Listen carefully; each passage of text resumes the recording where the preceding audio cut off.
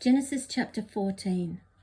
At this time, Amraphel king of Shinar, Arioch king of Elasah, Chedorlaomer king of Elam, and Tidal king of Goyim went to war against Bera king of Sodom, Bersha king of Gomorrah, Shinab king of Admah, Shemeber king of Zeboim, and the king of Bela, that is, Zoar.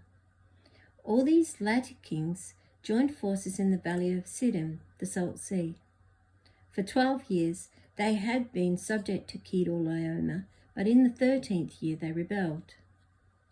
In the 14th year, Chedorlaomer and the kings allied with him went out and defeated the Rephaites in Ashtaroth, Karnaim, and the Zuzites in Han, the Emites in Shaveh Kiriathaim, and the Horites in the hill country of Seir, as far as El Paran near the desert. Then they turned back and went to En Mishpat, that is, Kadesh, and they conquered the whole territory of the Amalekites, as well as the Amorites who were living in Hazazon Tamar.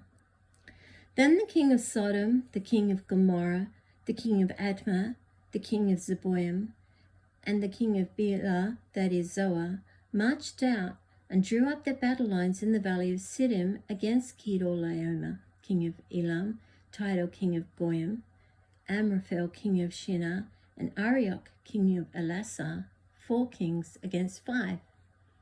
Now the valley of Siddim was full of tar pits, and when the kings of Sodom and Gomorrah fled, some of the men fell into them, and the rest fled to the hills. The 4 kings seized all the goods of Sodom and Gomorrah and all their food. Then they went away. They also carried off Abram's nephew Lot and his possessions, since he was living in Sodom. One who had escaped came and reported this to Abram the Hebrew. Now Abram was living near the great trees of Mamre the Amorite, a brother of Eshcol and Aner, all of whom were allied with Abram. When Abram heard that his relative had been taken captive, he called out the 318 trained men born in his household and went in pursuit as far as Dan. During the night, Abram divided his men to attack them, and he routed them, pursuing them as far as Hogba, north of Damascus.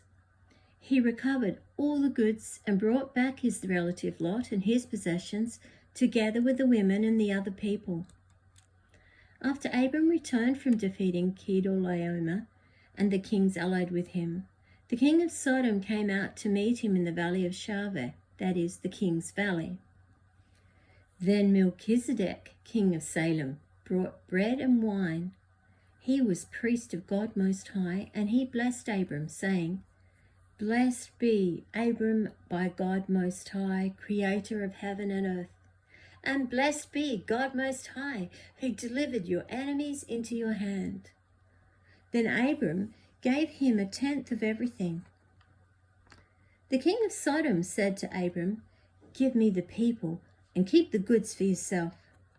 But Abram said to the king of Sodom, "I have raised my hand to the Lord God Most High, creator of heaven and earth, and have taken an oath that I will accept nothing belonging to you, not even a thread or the thong of a sandal, so that you will never be able to say, 'I made Abram rich.' I will accept nothing but what my men have eaten, and the share that belongs to the men who went with me, to Aner, Eshcol, and Mamre. Let them have their share."